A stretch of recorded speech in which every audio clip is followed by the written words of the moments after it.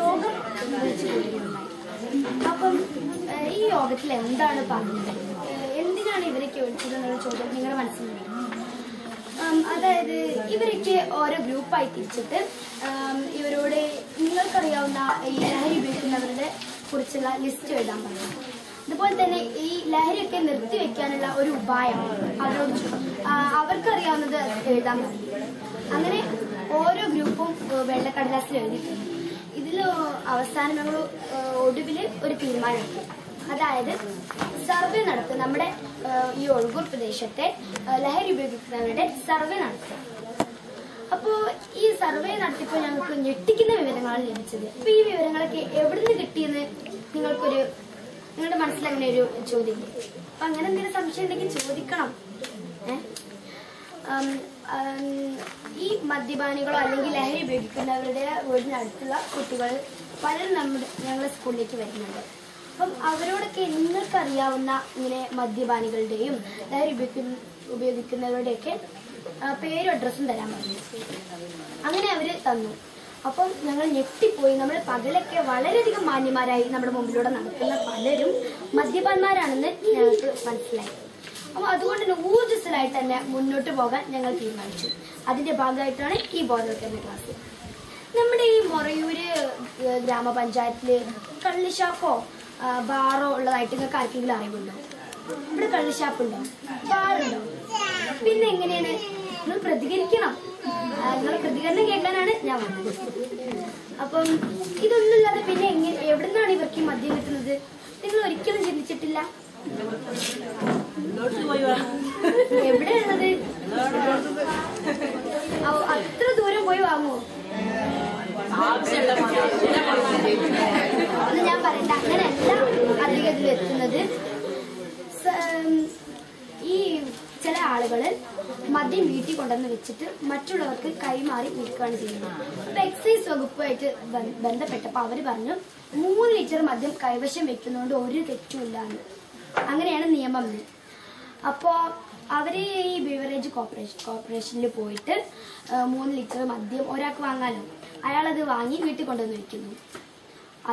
അതിനടുത്തുള്ള വീട്ടുകാർ അല്ലെങ്കിൽ ഈ സംഭവം അറിയുന്ന മദ്യം ആവശ്യമുള്ള ആൾക്കാർ ഇവരുടെ അടുത്ത് വന്ന് ഇതൊക്കെ വാങ്ങിക്കൊണ്ടുവന്നു. അപ്പൊ 5 ആളുകളുള്ള ഒരു വീട് 15 ലിറ്റർ മദ്യം അവിടെ വെക്കാമെന്ന്.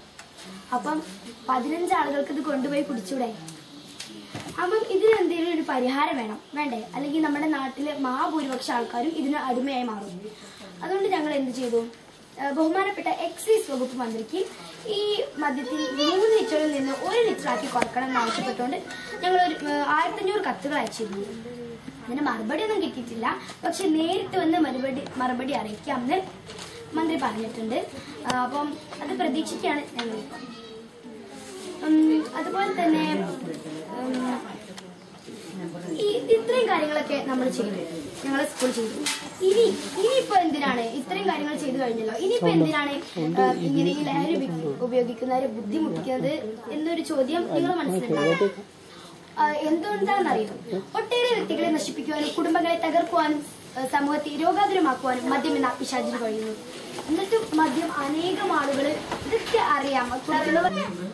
TV ഉള്ളവരെ അപ്പം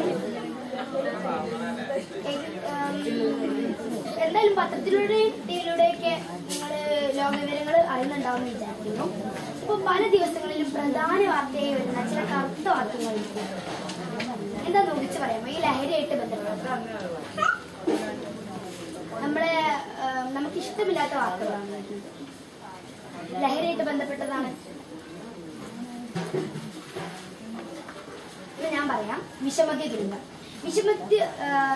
വിഷമദ്യം കഴിച്ച് 15 പേർ മരിച്ചു, 20 പേർ മരിച്ചു, പലർക്കും കാറ്റ് നഷ്ടപ്പെട്ടു, കുടുംബങ്ങൾ അനാഥമായി എന്നിങ്ങനെ നിരവധി വാർത്തകൾ നമ്മളെന്നും കൗതുകത്തോടെ വായിക്കാറുണ്ട്.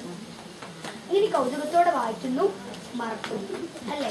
അത് നിങ്ങൾ വായിച്ചിട്ടുണ്ടാവും. പക്ഷെ ഇപ്പൊ ചോദിച്ചപ്പോ നിങ്ങൾക്ക് ഓർമ്മ വയ്ക്കും. അത് നിങ്ങൾ മറന്നു എന്നല്ല അർത്ഥം.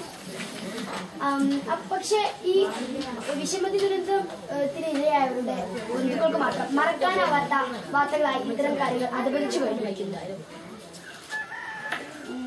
പൊതുസമൂഹം ഇതൊക്കെ വളരെ ലാഘവത്തോടു കൂടിയാണ് കാണുന്നത്.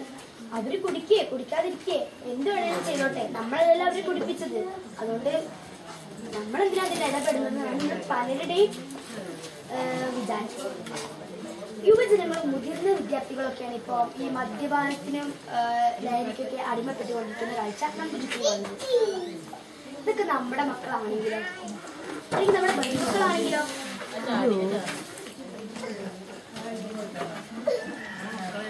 നിങ്ങൾ കണ്ടിട്ടുണ്ടാകും ചിലരൊക്കെ ഹാൻഡ്സൊക്കെ ചുണ്ടിലൊക്കെ തിരികെ നടക്കുന്നത്. അപ്പം നിങ്ങൾ ആവശ്യമില്ലാതെ കുട്ടികൾക്ക് പണം നൽകുമ്പോൾ അപ്പം അമ്മ എനിക്ക് നോട്ട് ബുക്ക് വാങ്ങാറുള്ള കുട്ടികൾ പണം കൊണ്ടുപോകും. അവർ തിരിച്ച് നോട്ട് ബുക്ക് തന്നെ കൊണ്ടുവരുന്നുണ്ടോ എന്ന് നിങ്ങൾ ശ്രദ്ധിക്കാറുണ്ടോ? അവരത് എന്തിനാ ഉപയോഗിച്ചത് നിങ്ങൾ അന്വേഷിക്കാറുണ്ടോ? ചിലർ അധിക പേരും അന്വേഷിക്കാറുണ്ടാവും എന്നാണ് ഞാൻ വിശ്വസിക്കുന്നത്. എന്തായാലും ഞാൻ ഇങ്ങനെ പറയും കാരണം കൊച്ചു കുട്ടികളെ പോലും മദ്യപാനത്തിലേക്കും ലഹരി ഉപയോഗത്തിലേക്കും കൈപിടിച്ചുയർത്താനുള്ള എന്തൊക്കെ കുതന്ത്രങ്ങളാണ് സാമൂഹ്യ ദ്രോഹികളായ വിപണനക്കാർ കാട്ടിക്കൂട്ടുന്നത്. ഇപ്പോൾ മിഠായികളിലും ഐസ്ക്രീമുകളിലും വരെ ലഹരി വസ്തുക്കൾ ചേർത്തിട്ടുണ്ട്. പിന്നെ സുപാരികളും പാൻപരാഗുകളും എല്ലാം ഇന്ന് സ്കൂളുകൾക്ക് സമീപം തന്നെ സുലഭമാണ്. ഒരാളിപ്പം മദ്യം കുടിക്കുകയാണ് അല്ലെങ്കിൽ ബീഡി വലിക്കുകയാണ്. ഇത് കാണുമ്പോ ഇതെനിക്ക് ശീലമാക്കണമെന്നില്ല, പക്ഷെ ഇതിന്റെ രുചി എന്താണെന്ന് അറിയാൻ ചിലർക്ക് അങ്ങനെ ഒരു മോഹം ഉണ്ടാവും. ഇതിന്റെ ഒരൊറ്റ തവണ ഇതിന്റെ രുചി ഒന്നും എനിക്കറിയണം എന്നൊരു വിചാരം ചിലർക്ക് ഉണ്ടാവും. അപ്പൊ ഇവരും പിന്നെ കൂട്ടുകാരൊക്കെ ഒത്തുചേർന്ന് കഴിക്കുമ്പോൾ ഒരു രസത്തിന് വേണ്ടി അവരുടെ ഒപ്പം കൂടി ഒരു രസത്തിന് വേണ്ടി തുടങ്ങുന്ന ഒരു ഗ്ലാസ് മദ്യവും ഒരു കവിൾ പുകയും ഒരു രസത്തിന് വേണ്ടി തുടങ്ങി പല ക്ലാസുകളിലേക്കും പല കവിളുകളിലേക്കും പടർന്ന് ഒരിക്കലും മാറ്റാനാവാത്ത ശീലമായി മാറുന്നു അല്ലേ? നമ്മൾ ഇത് എല്ലാ കാലം കുടിക്കണമെന്ന് ഉദ്ദേശിച്ചിട്ടായിരിക്കില്ല പലരും മദ്യം കുടിക്കുന്നത്. പക്ഷെ അന്ന് കുടിച്ച അതേ സമയം തന്നെ പിറ്റേ ദിവസം നമുക്ക് കുടിക്കാന് ഒരു കയ്യിലൊരു തരിപ്പാണ് വരുന്നത്. നമുക്ക് ഇന്ന് നമുക്ക് കുടിക്കണം എന്നുള്ളൊരു ഇതാണ് ഉണ്ടാകുന്നത്. അപ്പം ഇവർക്ക് നന്നായി ജോലി ചെയ്യുവാനോ മാന്യമായി പെരുമാറാനോ കഴിയും. ഇങ്ങനെ ലഹരിക്ക് അടിമപ്പെട്ടുകൊണ്ടിരിക്കുന്നവർക്ക് ഒരിക്കലും പറ്റില്ല. ഇങ്ങനെ മദ്യത്തിന് അടിമയാകുന്നവരുടെ എണ്ണം വർദ്ധിച്ചു വരികയാണെങ്കിൽ എന്തായിരിക്കും നമ്മുടെ നാടിന്റെ അവസ്ഥ? അവരുടെ കുടുംബങ്ങളുടെ അവസ്ഥ എന്തായിരിക്കും? വളരെ ശ്രദ്ധാപൂർവം ചിന്തിക്കേണ്ട കാര്യങ്ങളാണിത്. മയക്കുമരുന്നുകൾ യുവത്വത്തെയാണ് കൂടുതൽ നശിപ്പിക്കുന്നത് നമ്മൾ കാണുന്നത് അല്ലെ? എന്നാൽ മദ്യം ഏത് പ്രായക്കാരനെയും പിടികൂടുന്നുണ്ട്. നിങ്ങൾ കണ്ടിട്ടില്ലേ? ഒരു 15 വയസ്സ് തൊട്ടുള്ള കുട്ടികൾ തന്നെ മദ്യത്തിന് അടിമയാകുന്നത് നിങ്ങളൊക്കെ കണ്ടിട്ടില്ലേ? നമ്മുടെ വീട്ടിലൊന്നും ഇല്ല, നിങ്ങളുടെ വീട്ടിലൊന്നും ഇല്ല എനിക്കറിയാം, പക്ഷെ നമ്മുടെ നാട്ടിലുണ്ട്. അത് ഞങ്ങൾക്ക് സർവേ നടത്തിയപ്പോൾ കിട്ടിയ വിവരാണ്. നിങ്ങൾ സ്കൂളിൽ വന്നാൽ ഞങ്ങൾ കാണിച്ചു തരാം. ഇത് സർക്കാർ തലത്തിൽ തന്നെ ഒരു വിൽപ്പന ചരക്കായി മാറിക്കഴിഞ്ഞു മദ്യം. സർക്കാരിന്റെ മദ്യത്തിലൂടെ സർക്കാരിന്റെ വരുമാനം കിട്ടുന്നുണ്ട്. മദ്യം സർക്കാർ വിൽക്കുന്നുണ്ട്. മദ്യം വിഷമാണ്, അത് ഉണ്ടാക്കരുത്, കുടിക്കരുത്, കൊടുക്കരുത് എന്ന് പറഞ്ഞ ശ്രീനാരായണ ഗുരുവിനെ അറിയാത്തായിരുന്നു ഉണ്ടോ? ശ്രീനാരായണ ഗുരുവിനെ അറിയാത്താൻ ഞാൻ കേൾക്കില്ലെന്ന് ഉറപ്പിച്ച് പറയും. ശ്രീനാരായണന്റെ ജന്മനാടായ നമ്മുടെ ഈ കൊച്ചു കേരളം ഇപ്പോ ലോകത്തിലെ ഏറ്റവും നല്ല മയക്കുമരുന്ന് വിപണികളിൽ ഒന്നായി എന്ന കാര്യം നമ്മൾ കേരളീയരെ ലജ്ജിപ്പിക്കുന്നു. അതുകൊണ്ട് നമുക്ക് വല്ല അഭിമാനം ഉണ്ടോ? നമുക്ക് മോശത്തിനല്ലേ ഉള്ളൂ.